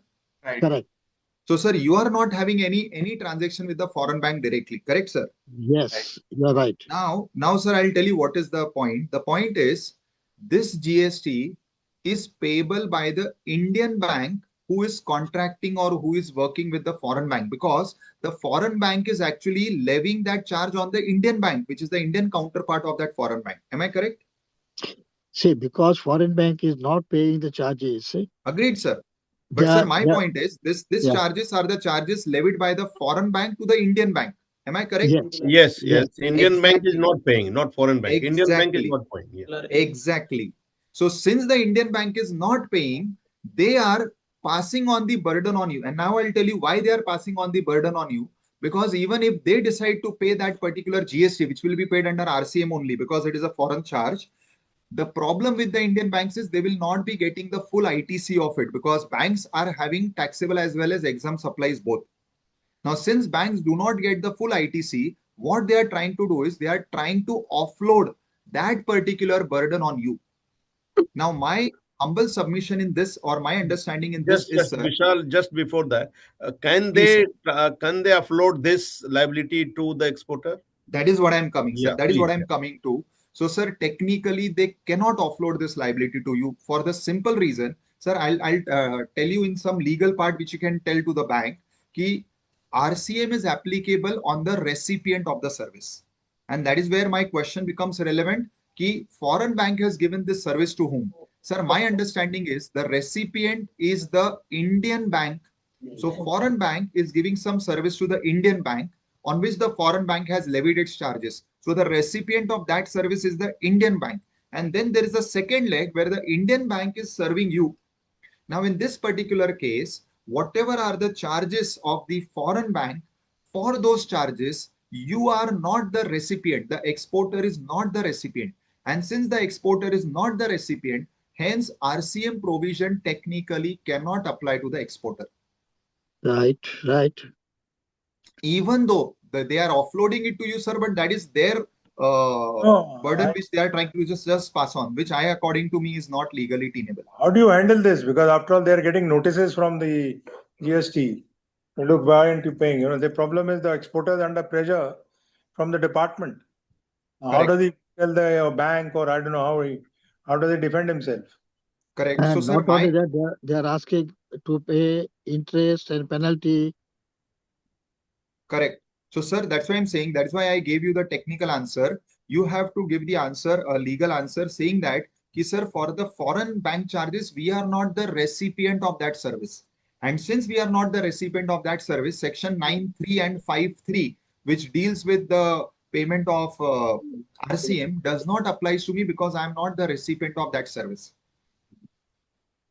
But they are not accepting this. Sir, that is what is the problem, sir. They They will not continue accept. pursuing. I'm just adding to and explaining sir. to this that why, because they are not accepting maybe the reason. Then banks, when they raise the bill or deduct, they clearly mention that foreign bank charges in their because they reduced the credit to the exporter's account, so they mention is clearly foreign bank charges. So that way, the GST officer, they say this is a foreign bank charges, you have received less. So accordingly, you are liable for RCM. That is the entry where Understood, sir. yeah. Sir, I know that because I also received similar queries. So this is what reply we have given to them, which I am forwarding to you all. That my reply is a legal reply. Key section 9(3) and section 5(3), which deals with RCM, specifically mentions that this RCM is applicable to recipient. And recipient is the one who has contracted for that service. Now, see, they are recovering the charges from me. Why? Because that charge was imposed by the foreign bank on the Indian bank. So Indian bank is recovering from me. Fine. That is part and parcel of their business. But is the charge or is that service contracted between me and the foreign bank? The answer is no. I have no contract. There is no any understanding between me and the foreign bank whereby I am supposed to pay them any charge. Sir, that is why I do not become the recipient of that foreign bank service. And since I'm not the recipient, hence RCM will not apply. I agree to this point, what Prakash ji said, that the department is not listening. Sir, department is going by their mindset. Sir, once these tribunals are in place and once we start getting these from tribunals, because sir, tribunal is a neutral forum. Till now, you are going to officer or the commissioner appeals, both are from the department only. I do not expect anything better from them, sir. No, So but I why think why the exporters should bear all this? Because foreign bank is not paying, why we should be charged? Sir, so 100% you are not responsible, sir. It is the responsibility of the Indian bank to pay the GST, sir. Vishal, can we pressurize banks that better you pay GST and charge from us in addition to whatever foreign bank charges? You discharge liability So and discharge technically, from us. yes, technically that should be the case. They go on adding interest charges, penalty charges. Yes, yes. And But sir, it is not your responsibility, sir. correct, but then show cause notices one after the other keep coming. तो एक काम करते हैं ना, we'll draft this out, sir. आपको बताया विशाल जी ने, he has given you clarity. Sections are now known. RCM has given, you are not liable to pay. That is a clear understanding under the law. So let us now make a case and we can file a reply to the department and write to the bank. है ना वो आप after the call, I think Vishal ji, you can get in touch with him, Prakash ji, and then try and see how to help him out. So Vishal, after the call, maybe a good idea. Sure, sir. There are many Sure, other sir. questions which have come. Yes, sir. Next question is, are unregistered civil labor and goods bill applicable to GST RCM? Sir, there is a specific list of RCM and it is not dependent upon only whether the supplier is registered or unregistered. Only when your purchases fall in that specific list, only then RCM is applicable. Presently, this what you have written, civil labor and goods, they are not in general falling under the RCM list. Okay, there's a list available. Fine, we have a look at that. The merchant exporter and goods ran into some trouble. So we are merchant exporter. We had exported goods, but in transit the vessel got fired, due to which our export got delayed, and the customer wanted some discount. And since we didn't wanted complete loss, we sold it for 20% discount. Can we raise a credit note now? The transaction one is in 24-25. Sir, the problem is that the time limit for raising GST credit note is gone. So you can raise a credit note, but that will not reduce your GST liability. In short, you will raise a financial credit note. Okay, Yes. all right. What about more? Or any other query? GST RCM is applicable on foreign sales commission payable on export sales. Yes, sir. After 30 March 26. So from 30th March 26 onwards, whatever foreign commission bills you will get for export sales, you should pay GST under RCM. Next, are all unregistered repairs and maintenance bill? No, no. Again, I'll say that you should refer the list of RCM in which this is not covered. So unregistered repairs and maintenance bills are not liable to GST under RCM. Fine. So I think I have answered all the queries. Yes, sir. Sunil ji. RCM will be applicable on invoice dated 30th March and 31st March for foreign commission. Vishal Yes, ji, sir. can you prepare a draft reply and give it to council? Sure, sir. Thank you. Yes, sir. Sir, you are on mute. Sorry. Okay. I think Vishalji, we can look some more. You answered all this? Yes, sir. Okay, Sarana, by any other query, anybody? For whatever has been said so far, he has been very kind enough to clarify. Any query anybody has? Is it practical to accept or deny? Is it practical to accept or deny all transaction in IMS? There are any softwares? Sir, there are softwares, but the softwares are still now in very nascent stage, firstly. Secondly, what you have to accept and deny, sir, that you have to decide because you know what are your correct purchases. That software, I don't think will be able to catch. So unfortunately, you have to take a call yourself. Someone is asking how much RCM is payable. It is 18%, sir. On foreign commission, RCM is 18%.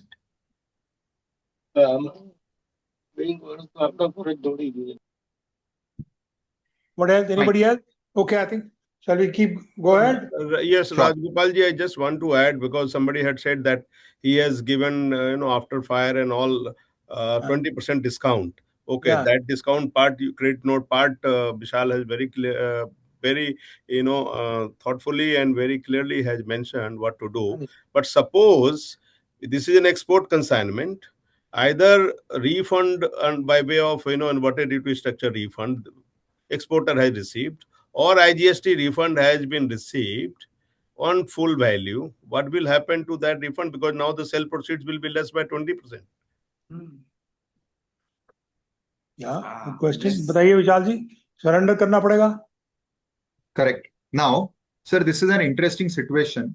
Now, what is the interesting situation? Where you have raised this credit note, and in our example, it was an old case. So as I said, credit note will be a financial credit note, right? Because the time limit for raising GST credit note has gone. Now, interestingly, when you're raising a financial credit note, there is no option in the portal to upload it. Yes. So practically what happens, a financial credit note is not impacting your outward turnover technically on the portal. Yes. Right. Now, if I look at from this particular perspective, then my refund calculations are not impacted. But having said this, when you match it with your BRCs or your foreign remittances, at that time, there will be a difference in the foreign remittances. Yes. So answering it technically, that is without you getting into any issues or litigation, my suggestion would be that whenever you are raising this type of a credit note, whether a GST credit note or a financial credit note, you should do proportionate reversal of the refunds also. Because technically to that amount, your realizations will be short. And this will be a challenge in future whenever they check in audit. Thank you. They will not come to know from your returns. That is for sure, because it is a financial credit note nowhere reflected in the returns. But whenever they will come for audits and they check it through the BRCs, I am sure it will be a challenge, sir. Is there any procedure prescribed for that? How to refund and all? What kind of documents and all have to file? Proportionately बोल रहे हैं ना, proportionately file करिए उसको. No, sir, आपको उसमें क्या करना है? आपको आपको उतना रिफंड जो प्रोपोर्शनेट उतना बनेगा, you have to calculate that refund and you have to deposit it using DRC 30 challan with an intimation to your department कि सर ये मैंने रिफंड एक्स्ट्रा ले लिया था, मेरा बाद में रियलाइजेशन नहीं हुआ, जिस वजह से I am proportionately reversing the refund. So that we do through, like it is like a payment of GST. So जैसे हम GST पेमेंट करते हैं, GRC 03. Yeah. yes sir, yes. Thank you. Okay, what else? Go ahead. Questions, There are one or two more queries. जरा देखिए. Raga 500 Tex is record. Who is this? only 500 500 record? records can enter IMS. Status will accept reject if more than 500 records. If you have more than 500 records, sir, I'll have to check and come back on this, sir. So I'm not regularly using the portal. So allow me a day. I'll check and come back. You can put me a mail. I'll revert on the mail, sir. Raga Wonderful. Tex. Thank you so much. There is a technical issue in IMS offline utilities. Left their Some of trade the name in the GST portal blank due to this reason from the offline utility it cannot generate. Sir, again, this is a portal issue. Sir, whatever are portal issues, you put me a mail, because portal issues are, sir, handled by some other team in my office. I handle the legal issues. So portal issues, whatever you have, you can put me. I'll check with my team and I'll definitely revert back on that. Very nice. Thank you very much. I think Vishalji, you've been so helpful. I think Yes, we can sir. go to section 2. Yes, Go ahead, sir. sir. Please go ahead. So now I'll take up those cases which we are handling for our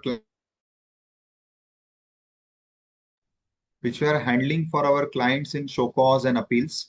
Some of the selected issues I have taken, and what could be your possible replies, what could be your possible defenses for those issues I have put.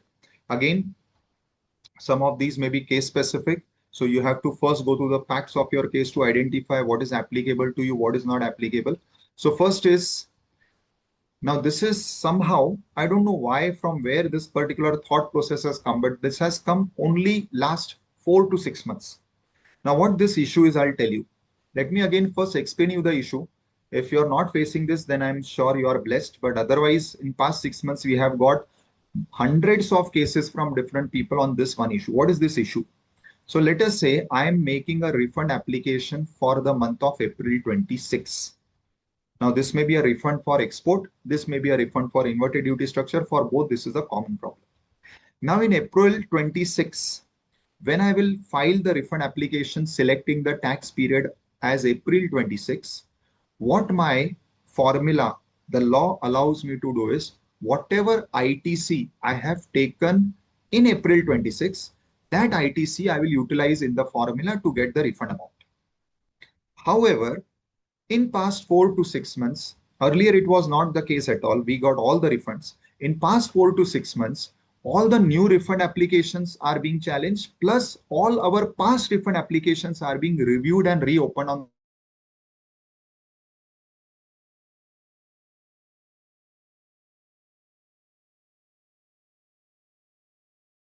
this one point. What is the point? The department that in April there is a possibility that whatever ITC I have taken, 90% of my ITC or even 95% of my ITC are April month's bill only. But 5 to 10% of my ITC are March month bills. That is, the bill is of March, which was appearing in my GSTR 2B of March only, but I have taken the credit in the month of April. Now, until last 4 to 6 months before that, there was no challenge. We were getting all refunds in crores of rupees also. But last 4 to 6 months, and especially this started from Tamil Nadu, and now this is spreading to Kerala, Karnataka, and other areas also. So maybe the officers also have some WhatsApp group from where they are connecting and passing on this. So we started facing this in Tamil Nadu first, and now it is being faced in other parts of southern areas. I have not yet got any of these notices from northern and the western part till now. Southern part only I've got this. Now they are saying that in my example, if I'm applying for April month's refund, I should only consider the ITC of those invoices which are appearing in my April month's to be. I cannot take invoices which appeared already in my February or March to be. Now, what is their question or their point is that the language of the law is such that I should take only the current month's ITC for refund. Our submission to them, and I'm sure this is going to go a long way because this has just started, We have already gone in for appeals at commissioner appeal level. And frankly speaking, I'm not very confident that the commissioner appeal is going to help me, because there's some internal department circular, as has been informed to me by one of my officers. So I'm sure I'll get relief only at the tribunal stage. So our submission, which I have just putting down over here on the right hand side, is when you read section 89, rule 89.5, which defines net ITC, it says that net ITC means the net ITC relevant to that tax period. What is the tax period in my example? Tax period is April. It does not say that the invoice should have reflected in my April months to be only. The invoice may have reflected in my March month to be, it may have reflected in my February month to be, but I took the ITC in April. Now, when I made this submission to one of the commissioner appeals, he asked me, Vishal, why you took the ITC late? When this ITC already appeared in your March or February month, why you took it in April? So I gave him a clarification. Sir, there is section 16 of GST, which puts me 6 conditions to satisfy before I can take ITC. And only when all the 6 conditions are satisfied, only then I can take ITC.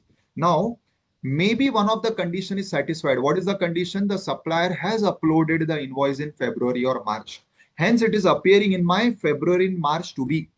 But sir, my other conditions of section 16 were not satisfied in February or March. They got satisfied in April. One very common condition is receipt of goods. A practical scenario, I am sitting in a remote corner of southern part. My goods have been dispatched by my supplier from Delhi, or in one case from Jammu, and it is taking more than 25-26 days to reach my godown. Now the supplier may have raised invoice on 20th of February, because from his godown he has released the goods on 20th of February. But because of some problem, it reached in my office, in my godown on 1st of April. Now, since he raised invoice in February, he uploaded in February, it appeared in my February's to be. But I, being a diligent taxpayer and a taxpayer who is complying with all the rules, I did not take the credit in February. Why? Because one of the conditions of section 16 is that goods should have been received, and I did not receive the goods in Feb. Neither I received it in March. I received it on 1st of April. My GRN shows 1st of April date. So making it technically correct, I took it in April. This was my submission, but somehow being conceived with one of their understanding, they said, no, Vishal, this is not correct. So dear members, I will quote the circular, the specific para which we are using in our defense, so that in case you are also facing, or if you face this particular challenge from any department in future, please refer to this para. This para 4.3 of circular number 170 and similar para 1.3 in circular number 197. Please refer to both these paras. Both these paras are very specifically referring to what I just gave a submission. It clearly says that whatever, let us say I'm filing refund application for April. So whatever ITC I have claimed in April, it may be of April months to be, it may be of March months to be, it may be of February months to be. Means the ITC which I have taken in April may be of prior months to be. They may have appeared in my to be in prior months. Still, if I am taking it in April, I am eligible to get refund of that ITC. So this is one very present live issue which we are handling, which we are facing, mainly in the southern part. It has not yet transgressed to the other parts yet, but we never know. Internally, department officers also would be chatting or having such sessions, and they may be passing on these viruses. So this is one important litigation point which I thought I would share with you. Now, this is a very common litigation point in our textile, that is the inverted duty structure refund. Now, in our textile, a common example, my input, which is cotton, is also 5%, and my output, which is textile, is also 5%. Now, a common challenge raised by the department, and especially now after this GST 2.0, many of my other inputs, which were earlier in 12 or 18, has also been put in 5. Now, what has happened? Now, many of my inputs are in 5% and my output is also 5. But still, some of my inputs, the spare parts of machines, some chemicals or dyes are still in 18%. Now, because of this, I am having accumulation of ITC. However, the department is interpreting the inverted duty structure situation as that my main raw material should be at a higher rate as compared to my output, only then it is IDS. That is inverted duty structure. However, again, if you go through the provisions of the section 54 and rule 89, there is no reference made in the act or rules of what is input. They have only used the word input. They have not used the word main input or ancillary input, etc. The law simply says, first it has defined input to mean any goods, and then in section 54 and rule 89, it is using the word inputs and not main input, which means that if any of my input may not be the main raw material, maybe some supporting material, maybe some machinery spare parts, if it is of a higher rate than my output, and most important, it is leading to accumulation of ITC, then I am eligible to get the refund. In one of cases, I also got this particular point, that person was purchasing cotton and was also selling cotton because of some market reasons, that whenever he felt that the cotton prices have increased, instead of using it in manufacturing, he was just trading the cotton. Now, in this particular case, that particular person's refund was also denied on the ground that IDS cannot be allowed in case of trading. Why? Because in case of trading, you have the same input and the same output. There is no manufacturing. Again, my humble submission is, there is nothing written in section 54, rule 89 or anywhere in the law, wherever they are referring to IDS, that IDS applies only to manufacturing. IDS is a situation where your output is lower rate, let us say 5%, and any of your input, maybe the main input or any, like for example, in trading, maybe my raw material and my final product is same because it is trading, but I'm using packing material. I'm using other things which are costlier, which are having 18% GST. So why not there can be IDS? So these are some important submissions that we have given. First submission is that section 54 and 89 makes no distinction between main raw material or any other raw material. And again, please refer to this circular number 125 and specifically para 54 of this circular. This paragraph has given an example, and in that example, they themselves in the circular have given the example where there are multiple inputs and some inputs are having the same rate of 5% as output, but some inputs are having higher rate. In that circular also, the example covers our scenario, what we are facing in textile, that our other ancillary materials are at higher rate, and that circular para 54 says you are eligible for IDS refund. So again, this is another common challenge which I have found in our textile sector clients, where we are challenging the refund applications because they are denying our refunds. Another situation, again dealing with inverted duty structure refund read with exports. Now, this is again a common scenario. I am an exporter of textile, plus I am having local supplies. Now, interestingly, in the same month, I can do both. I may have export also and I may have local supplies also. Now, somehow, this challenge I have not found in many cases, but in some commissionerates, they are coming up with this interpretation of law. Their interpretation is that in one particular tax period, you cannot have two refund applications. I don't know from where this has come from, but we are facing these cases also, though in few commissionerates only, but these are cases again relating to IDS, where let us say if some of my textile articles are exported, so I'm claiming export refund over there, and for my domestic sales, I am claiming IDS refund. They are saying, sorry, you cannot claim both the refunds in the same tax period. So their logic, the logic of the department is that in one tax period, let us say again April 26, you either claim export refund or you claim IDS refund. You cannot claim both.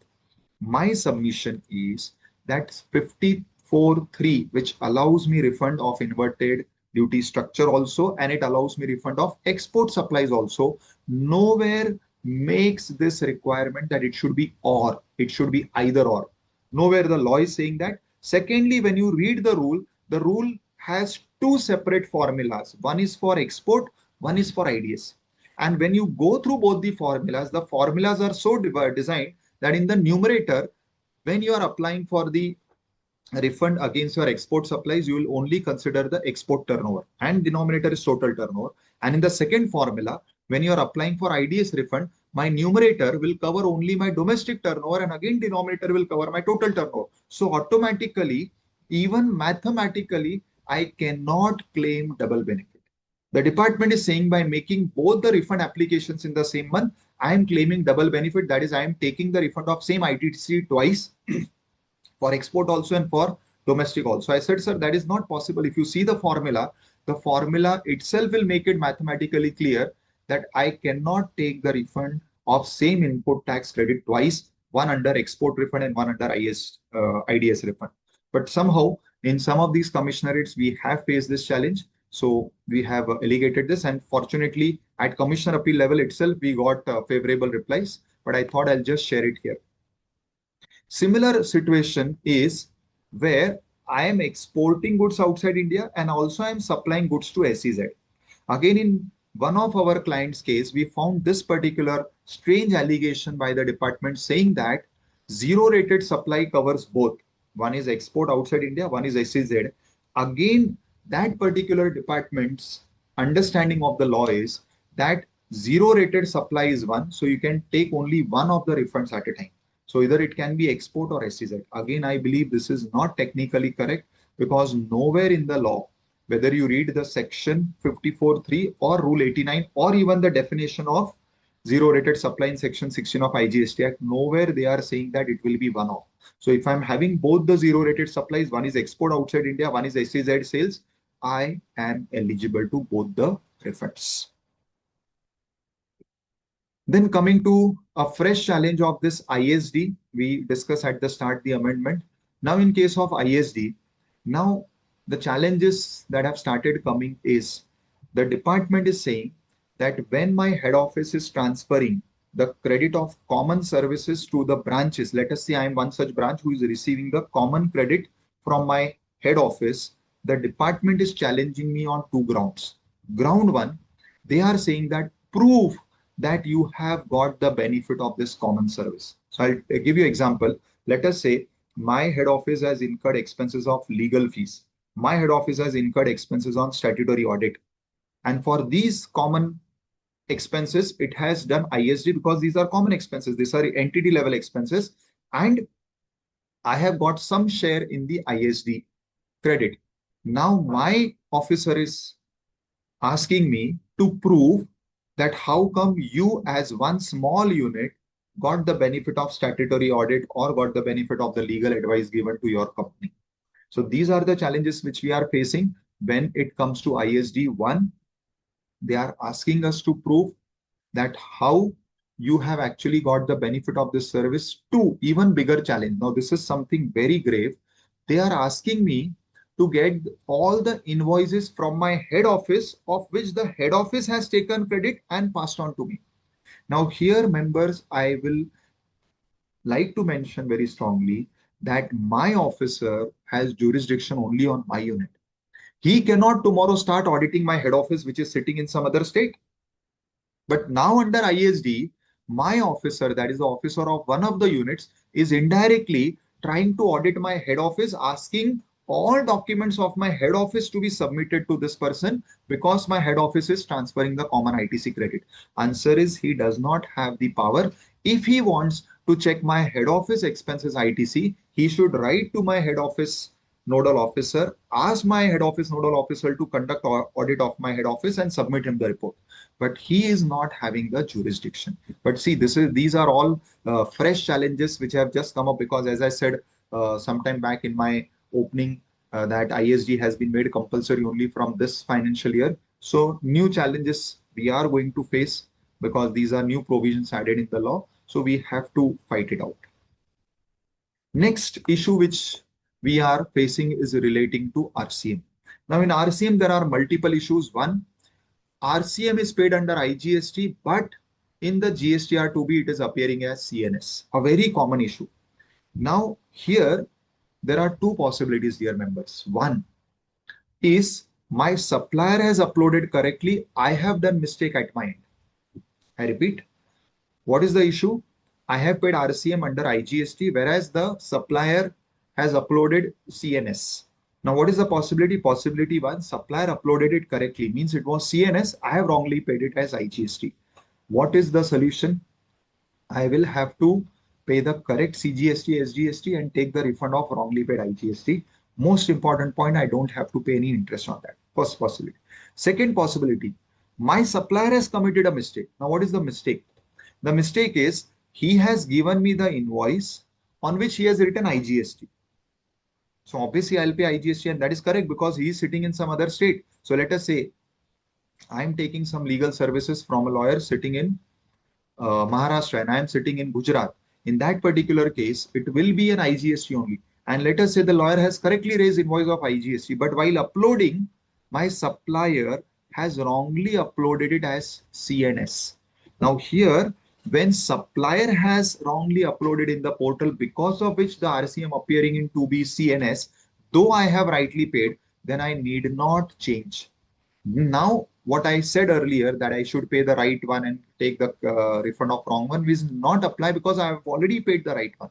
In this particular case, either I'll have to ask my supplier to correct it in his GSTR1 by using the amendment table. And if let us say the time for amendment is gone, I should ask my supplier to submit, or I should take a supplier's declaration and submit it to my officer, in which the supplier will write the declaration that he has made a mistake while uploading. Because I here need not make any change because I have done it correctly. Second common problems in RCM is RCM invoices are appearing in 2B, but I have not shown it in my books. In short, I have not paid RCM. See, what is the reason for this? Many times people wrongly upload something in my name. It may not pertain to me. That is not my invoice. Maybe it is invoice of XYZ person, but while punching it, he has wrongly punched my GST number, so it is appearing in my 2B. So if the transaction is not pertaining to me, then simply because it is appearing in my 2B, I am not required to pay that under RCM. And last possibility is RCM is paid on invoices which are not appearing in 2B. So it is another scenario. I have paid RCM on certain expenses, but it is not appearing in my 2B. Again, fine. Anything appearing in 2B is not a compulsion. When it comes to RCM, if it is my expenses which is under RCM, I can pay it myself without looking at my 2B. And now I come to the third part, again, which is a very big litigation part. That is how to handle fake invoicing. Now, what is fake invoicing?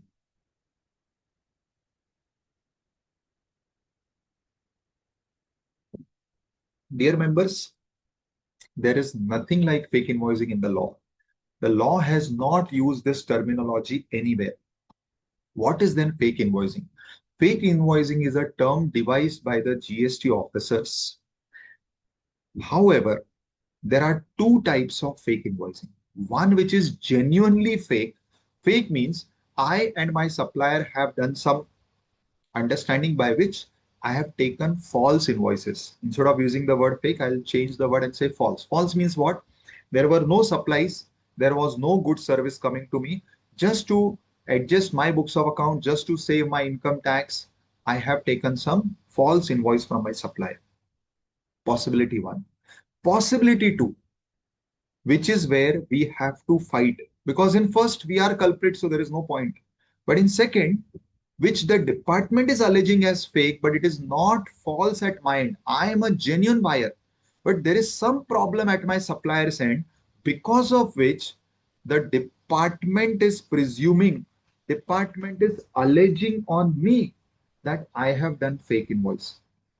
Again, I'll repeat the two scenarios. One, where I have done some understanding and I have falsely shown some invoice in my books where actually there is no purchase by me. This is genuine false or fake invoicing. This is anyways bogus scenario. This is a fraudulent practice. But second, which we are genuinely facing, I have made a genuine purchase from my supplier. But because of some problem at my supplier's end, there was some problem there, because of which the department is alleging that I have done fake invoicing. How to defend this second type when you are genuine, where your transaction is genuine, we will try to discuss here. Now, firstly, let us understand what is the practical impact whenever you are facing fake invoicing. So fake invoicing will arise whenever my supplier has not paid the tax, my supplier's business has been closed down. In all such cases, the department is alleging fake invoicing on me. The biggest challenge which we face practically in this is one, the entire burden as per section 155 is put on the recipient, that is on me. I am being asked to prove to the department with all the evidences that my transaction is genuine and it was not my fault, which many times is difficult. Second, department is always presuming that I am culprit and I am in the first category, that is I myself am involved in this fake invoicing. So they are presuming mens rea, that is guilty mind. Third, the biggest problem with these fake invoicing cases is that always the recipient is vicariously liable. Means what? Even though I have done it genuinely, it is fault of my supplier. But unfortunately, the manner in which the law is drafted and it is interpreted today, I, as an honest recipient, end up paying the input tax credit, end up reversing the input tax rate, that also with interest penalty. And then, as you all know, if the amount exceeds 5 crore, I always have the risk of getting arrested, and they always have the powers of provisional attachment. Plus, it happens that at the same time, the state, the center, maybe some DGGI, parallelly multiple agencies may be taking action against me because they all are receiving some data from here and there, and they all are taking action against me. Now, in all such cases where your transaction is genuine, this is what I'm saying, this is very important, and there is some problem at your supplier end, how to handle it. Now, I'll try to take up all the different scenarios that we have come across and we are handling, and what are your possible defenses. First possibility is my supplier's supplier is found as non-genuine. Now, what is happening nowadays? If, let us say, the first person in the hierarchy, let us say Mr. A, has sold to B and B has sold to me, I am C. If A is found fraudulent, they are presuming that B and C are also fraudulent. But here, please understand, dear members, that I have made a genuine purchase from my supplier who is B. I don't know what B did with A, whether B also may have done genuine purchases from A or B may have done fraudulent transaction with A. But here A is found to be fraudulent. A is found to be non-genuine. Please understand, dear members, in all such cases, even though your transactions are genuine, the department is making a blanket presumption that if A is ingenuine, then all person below A and above A will all be ingenuine. Now, in such cases, if you can see, I have quoted a judgment, and on the basis of this judgment, we have multiple further judgments. This is a very important judgment in Shiv Enterprises versus State of Punjab, in which the Honorable Court has given a very important observation, which you can use in all such cases. Now, what is the case? My supplier is non-genuine. So they are not alleging my supplier to be non-genuine. This is very important. They are saying that my supplier is non-genuine. So they are presuming everybody below them would be non-genuine, including me. In such cases, the Honorable Court has held that it is virtually impossible for a trader to ascertain as to whether ITC, which has been paid by his predecessor or not. Once a person cannot be compelled to do something which is not possible, definitely he cannot be penalized for doing such things. So the point is, how will I know whether my supplier is genuine or not? So far as my transaction with my supplier is concerned, and interestingly, members, I have found this, that they proceed only on one allegation. What? That your supplier is found non-genuine. That itself is sufficient for them to presume that my transactions are non-genuine. Many times they have no evidences against my transaction, but they are running on one presumption that my supplier is non-genuine. So supplier and me all are non-genuine. This case will be a very big defense for you, because in this case they are saying that I cannot be held responsible for things which are outside my control. And what is outside my control? My supplier is doing something is purely outside my control, and I am not responsible for that. Now the second scenario comes is where my supplier is alleged to be bogus. Now many times what we are finding is that I have done transaction with my supplier in 2018, 2019, 2020. Thereafter, maybe I've stopped doing business with that person. And that person also, maybe during COVID, which happened with many people, shut down their business, or actually that person passed away, because of which post 2022, the supplier is not in business. Strangely, the department carried out some investigation now in 25 or 26, where they visited my supplier's place and they found the business to be not existing over there. Now, since my supplier's business was not existing over there, they declared my supplier as NGPT. What is NGPT? Non-genuine taxpayer. Now, only because when they visited my supplier's premises, they found the business not present over there. But that is possible. Bhai, he passed away in Corona, or because of Corona losses, he closed down his business. Because of age, because of health, for a number of reasons, he shut down. Second point is, many times when the department visit, there is a possibility at that time the business shutters were shut down for some reason. But only on the basis of one visit, they treat my supplier as non-existing and hence non-genuine. And since my supplier is not found, they presume that all sales made by the supplier are non-genuine, including my sale. Now, in such cases, what are your defenses? Now, here I have a very important suggestion. Whenever your supplier's registration is cancelled, and the department is alleging that since your supplier's registration is cancelled, it means the supplier is now bogus or the supplier has fled. So all your purchases will be reversed. Please go and check on the portal and you can see by putting the supplier GST number, you can see when and how his registration was cancelled. Now, what is the first possibility? His registration was cancelled by the supplier himself by making an application. Many times you'll find that the supplier himself, as I said, in all these scenarios where he did not want to continue business or for health reasons or because the supplier shifted his place, he himself applied for cancellation. Now, when you find this, that the supplier's registration is cancelled by the supplier himself, that is your biggest defense, because this itself is a proof that the supplier was not a non-genuine. The supplier did not flee away. In fact, the supplier himself surrendered his registration because he did not want to do business. And once that is the case, you cannot treat the supplier and your transaction as bogus. So first scenario, supplier himself cancelled or submitted his registration.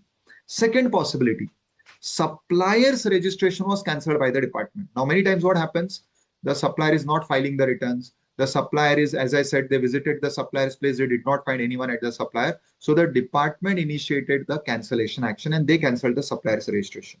Now, in this also, let us say the supplier's registration is cancelled from 2022. My purchases were in 18, 19, 20. How can my purchases be treated as bogus? But again, this is a common trend that once they declare one supplier to be bogus, they treat all transactions of that supplier, the post and the previous, all transactions as bogus. But if your transaction with the supplier were prior to the date of his cancellation, again, there are multiple judgments in your favor. It is a very strong point for you to defend. Now, what is a weak point for you in this? The weak point is that where supplier's registration is cancelled by the department and your transaction falls after the date of cancellation. Now, this happens when you have done transaction with the supplier. At that time, the supplier was in existence. But after that, the supplier was not filing returns, paying tax. Hence, the department cancelled the registration from a back date. So the department has power to cancel the registration backdated. So they cancelled the supplier's registration backdated, because of which the supplier's registration is cancelled prior to your date of transaction. Now, when supplier's registration is cancelled prior to your date of transaction, this is a challenging proposition. However, you can still defend it because there are multiple judgments which say that if we can prove genuineness of your transaction with the help of supporting documents and records, you can still get the relief and you will not be required to pay the ITC back. Now here I am quoting one judgment. Now this judgment is actually an adverse judgment, State of Karnataka versus Ecom Gill. This is an adverse judgment. However, why I am quoting this judgment? Because this judgment has said that if you have all of these documents, then your transaction would be considered as genuine. So whenever in case of fake invoicing, you are facing the challenge where your transactions are challenged and alleged to be bogus, you apply this judgment And please ensure that you have these documents. Sorry. If you have all of these documents and details with you, then this judgment, which has actually given an adverse decision, why? Because these documents were not present. Now, if you have these documents, then the same judgment works in your favor because the judgment is so worded. And in 3 paragraphs of this judgment, the Honorable Supreme Court has repeated that if you have these, then your transaction is genuine. So I'll request all to kindly make a note of this and ensure that you maintain documents, internal and external, and create evidences for proving all these things. If you can prove this, then I'm sure whenever in future your matter goes to a neutral forum, because see, at present department will not give you any relief, but at neutral forum, there is a good possibility of relief. Another possibility which we are facing a lot is that your supplier has not paid the tax. Now, when supplier has not paid the tax, what is going against us is one of the section itself, that is section 16(2)(c). Now, section 16(2)(c) says that if supplier has not paid the tax, then you will be required to pay it. That is, you have to reverse the ITC. However, courts are split on this. There are both side judgments. In favorable judgments, the judgment says that this section itself has to be read down because this section is very harsh and it is imposing a condition which is beyond your control. And such conditions are violative of the Constitution and hence they have to be read down. However, we also have contrary judgment which says that no, the section is valid and it cannot be read down. So maybe in future when Honorable Supreme Court decides on this, we'll get a final clarity. But as on date, you can definitely refer to the favorable judgments and take it as your defense. And the 5th possibility is that why the supplier is treated as non-genuine or bogus, because at the time of taking registration, the supplier had submitted fraudulent documents. Now, this is very common. They have created fake firms. They have created shell entities in the name of some other person by purchasing their Aadhaar card, PAN card, and their all the KYC documents, which is nowadays very common. It is another type of fraud where these KYC documents are purchased and a bogus form is created. Now, if this is the allegation, see, again, dear members, what you have to prove is that maybe the firm may be bogus. It may be created by forging documents or submitting fake documents. But my transaction with that firm was genuine. See, many times, members, it does not happen that a person is doing all bogus transactions. A person may be doing some genuine and some bogus. The proportion will vary with person to person. Very rarely there are firms which are purely bogus. And if there are bogus firms, you also come to know that yes, this person is bogus from the way the person is doing transaction with you. Now, if you are actually dealing with bogus firms, then fine, it is very difficult to defend. But if you are dealing with genuine firms and again in future there is some allegation of bogus, these are some important judgments where in this particular case, it has been said that you are not responsible if the supplier has taken the registration using fraudulent documents. So that is not your responsibility and you should not be penalized for that. So dear members, these are all the pointers that I had compiled relating to firstly the amendments, some compliance points, and the various issues and litigation.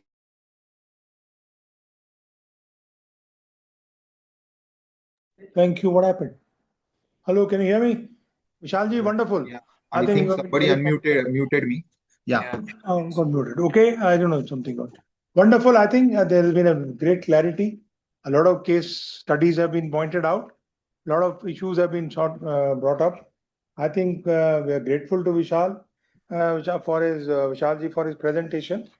And I'm sure there could be questions on GST, many types of questions.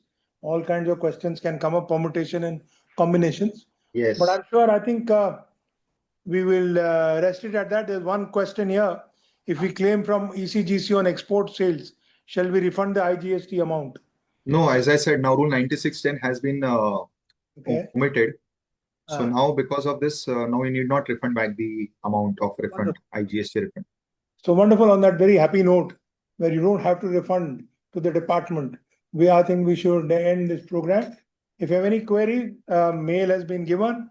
Vishalji's mail is there. TEXPROCIL is there. You're free to write. Rajgopalji, with one permission, one only related question of Sir, the आप कहाँ से हैं, sir? Okay, thank you. Where are you from? Refund Indo account refund के लिए जो उन्होंने कहा था कि आपको प्रोपोर्शनेट 20% डिस्काउंट को, आपको मेरा वीडियो काम नहीं कर रहा, that you have to refund proportionately, लेकिन वो refund suppose that at the time of export, मेरा क्वेश्चन है विशाल जी से कि that IGST has been paid out of my credit account and then I have refunded that much, can I get recredit in my credit under 86? Sir so पहली बात यही है, आपको क्या पूरा रिफंड मिला है क्या? लेटेस्ट से आपका 1 लाख रुपीस का एक्सपोर्ट है, अगर आपको पूरे 1 लाख का रिफंड मिला है तो ही आपको उसमें का वो 10,000 का रिवर्स करना पड़ेगा जो अभी आपका डिस्काउंट है। पूरा पूरा मिला है, हाँ। हाँ, तो अगर Suppose. पूरा मिला है लेटेस्ट से, तो अब आपको उसको जितना आपका डिस्काउंट है सर उतना आपको रिवर्स करना पड़ेगा। ओके, रिवर्स करने के बाद suppose originally it has been paid out of my credit account, can I get recredit if I have paid again? Obviously, when you pay back the refund, you will also apply for recredit. Recredit. Is there any legal provision for that?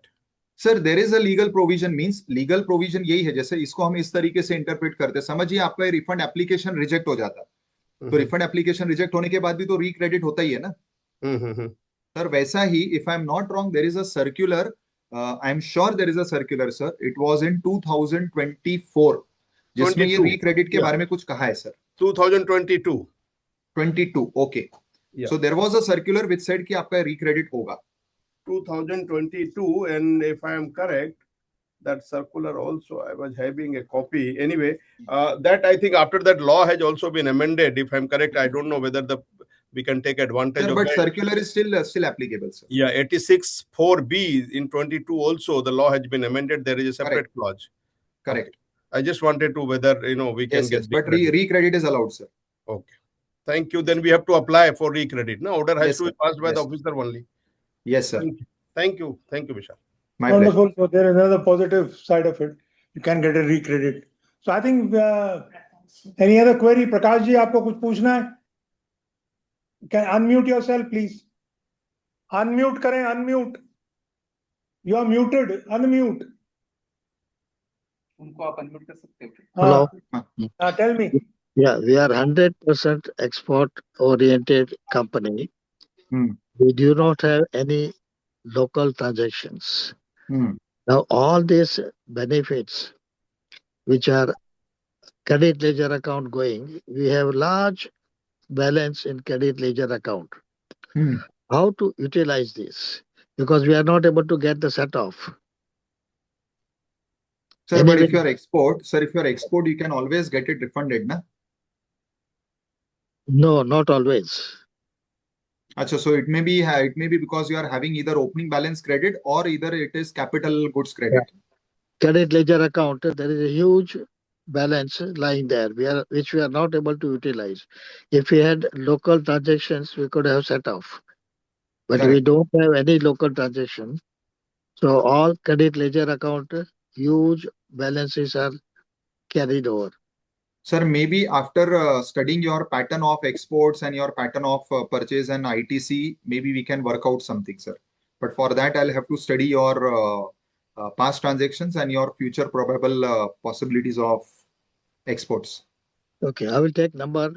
Sure, sir. Please. From doctor. Yeah, please. Most we'll welcome. get in touch with you. Yes. Prakash ji, wonderful. I think we can have an offline discussion because there are a lot of areas, a lot of permutation, a lot of combinations.